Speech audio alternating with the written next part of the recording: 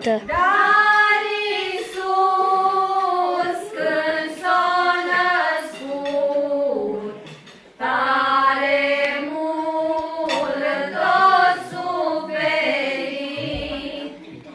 Dar Iisus când s-a născut, tare mult o suferit.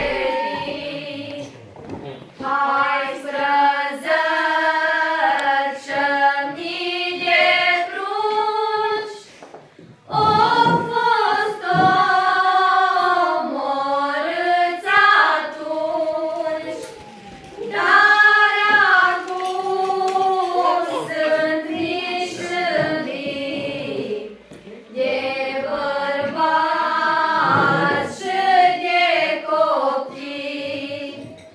Dar acum sunt mii și mii de bărbați și de copii. Ochii săi îndurate, har să-ți arată bunătate. Și ție milă de noi și ne scapă de război.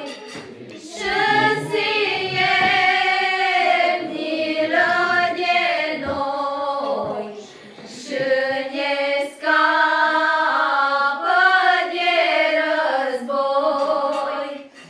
Omule cu suflet rău, nu uita de Dumnezeu, că ziua de judecată va zâni și eu odată. Că ziua de judecată va zâni și eu odată. Doamne, mândru ați colindat cu poploane, dar oare ce-ați găzdărit săptămâna asta? Eu am ajutat-o pe mămuca să drobăia în casă, ca să fie faină noi de Crăciun. Atâtea făpturi am făcut, numai de orzini feciorii ăștia bătrâni șezătoare la noi, mi fece.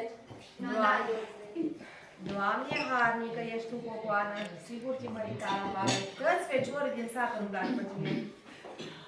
Pe mine m-a învățat moașa să fac cipcă la poale și am început o formă tare mândră. N-are nimeni sat la noi. Și ni da și nouă, nu? Dar tu vă dau la Hai de tete. tătie șezătoare. Măi, fetelor, haideți să horim horii așezătorii, că de-au auzit feciorii ăștia și-or zâni și la noi în șezătoare, mama lor de feciori. No, haideți să horim! Când ți bage în șezătoare, măi, dorule, dor, nu sta la ușă-n picioare, măi, dorule, dor. Uită-te în casă, nea